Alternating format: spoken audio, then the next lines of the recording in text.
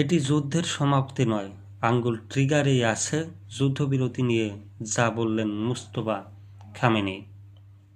যুক্তরাষ্ট্রের সঙ্গে 2 সপ্তাহের যুদ্ধবিরতিতে সম্মত হওয়ার পর ইরানের সর্বোচ্চ নেতা মুস্তফা খামেনি দেশের সব সামরিক ইউনিটকে কার্যক্রম বন্ধের নির্দেশ দিয়েছেন। তবে একই সঙ্গে তেহরান স্পষ্ট করেছে, এর অর্থ এই নয় যে যুদ্ধ শেষ হয়ে গেছে, আমাদের আঙ্গুল ট্রিগারেই আছে। ইরানের রাষ্ট্রীয় সম্প্রচার মাধ্যম IRIB-তে প্রচারিত এক বিবৃতিতে বলা হয়েছে, এটি যুদ্ধের সমাপ্তি নয়, তবে সব সামরিক শাখাকে সর্বোচ্চ নেতা নির্দেশ মেনে গুলি চালানো বন্ধ রাখতে হবে। এই যুদ্ধবিরতি যুদ্ধের শেষ নয় এবং শত্রুপক্ষ যুক্তরাষ্ট্র বা ইসরায়েল যদি কোনো পদক্ষেপ নেয় তাহলে তারা পাল্টা জবাব দিতে প্রস্তুত থাকবে।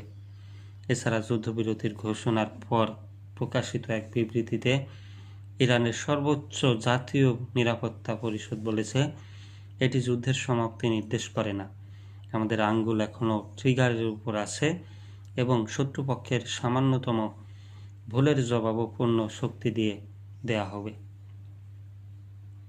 এর আগে ইরানের বিরুদ্ধে হামলা বন্ধ করা হলে ইরান যুদ্ধবিরতিতে সম্মত হবে বলে ঘোষণা দেন দেশটির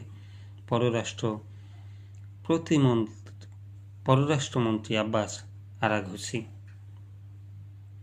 ইরানের পররাষ্ট্রমন্ত্রী বলেছেন, যুদ্ধবিরতির পাশাপাশি 2 সপ্তাহের জন্য হরমুজ প্রণালী দিয়ে নিরাপদ চলাচল সম্ভব হবে।